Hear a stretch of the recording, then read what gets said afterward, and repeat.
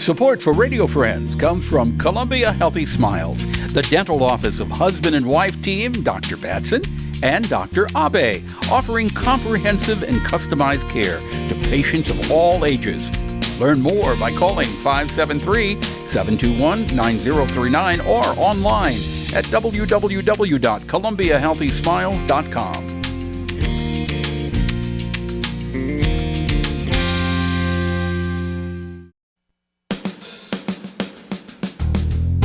Good morning and welcome to Radio Friends on Wednesday, September the 20th. Good to have you with us today. I want to introduce you to a guest who's never been on Radio Friends before. Really interesting guy.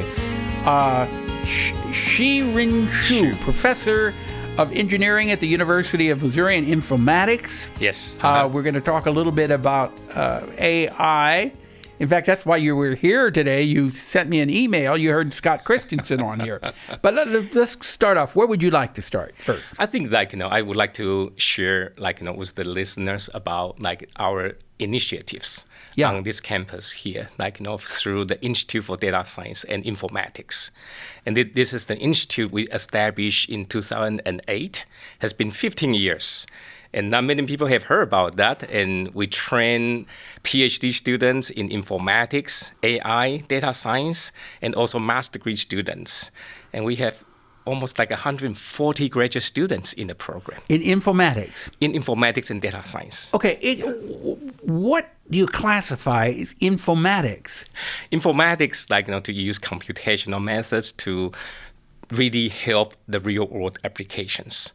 So informatics, for drug development, we have students working on bioinformatics from molecular level all the way to 50,000 feet level of satellite images to look at geospatial informatics, to look at environmental, to look at public health issues. Mm-hmm. So we train students and also faculty doing research on using computer methods to really help humans' life.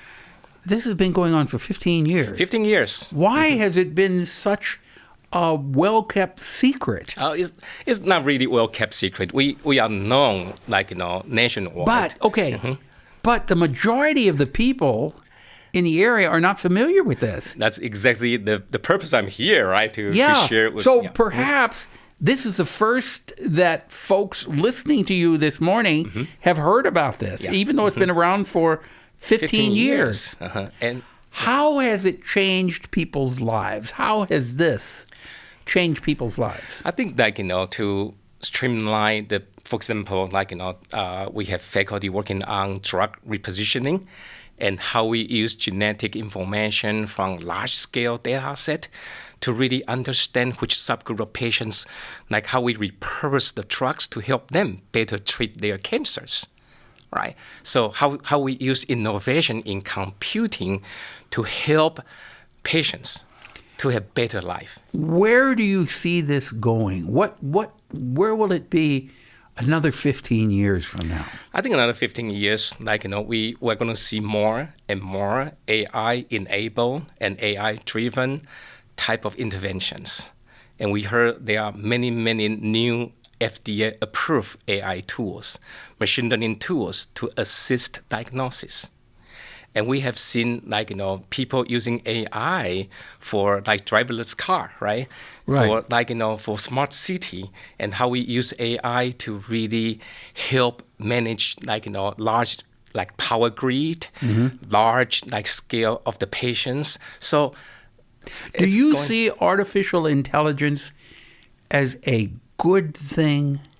Because there also can be the dark side of artificial intelligence. That's exactly the concern, right? Does that concern you? Oh yeah, definitely, and definitely we need to develop new methods to really detect something fake. We heard about deep fake. We heard about misinformation and how people misuse AI and to that's okay. For that. So I'm saying is we know that artificial intelligence is there. Mm-hmm. We know it's going to become more prominent in the future. But how do we know when we're seeing something that it actually is true, or if it's been hijacked and it's something that is not meant for our good. Yeah, so they will require innovation in computing to really detect. But if this is unleashed on just the general population, it's going to be hard for somebody like me. You're educated in it. I'm not. Somebody like me and perhaps a lot of other folks not knowing if this is real or if this is fake. So we need to bring the education to our general population, and then to look at how we embrace AI, because there's no way we can say AI, let's avoid using AI. It's there already. It's there. So we got to embrace It's been unleashed and there's no turning back. Exactly. Just like when our initiatives on campus here is how we use AI to teach our students, right?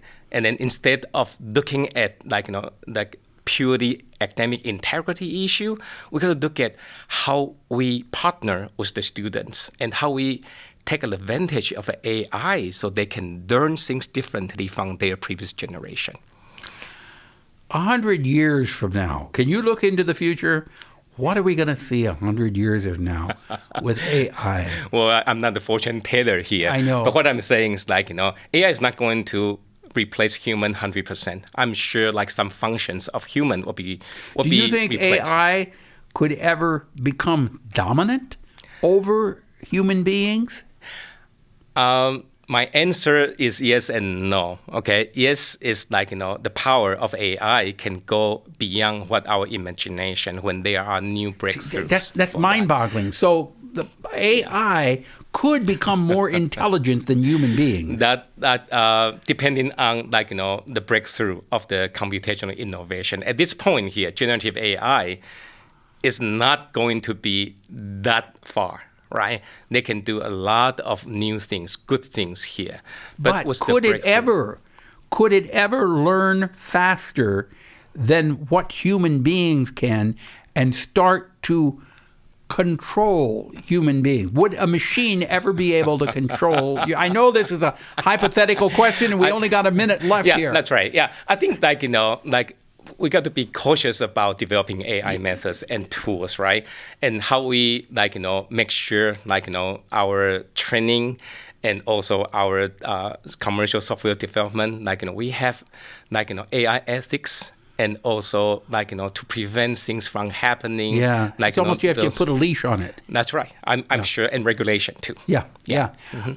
Doctor, we're out of time, but just fascinating. If people want more information, we've got a website there. It's MUIDSI.Missouri.edu. And visit us. We are in the Hanco's building. Okay. And at the Garden Level, Suite 22. Okay. And you come visit? Yeah. Come to visit us. Come back again, will you? Okay. Thank you. Thank you so much. It's a pleasure meeting you and talking with you.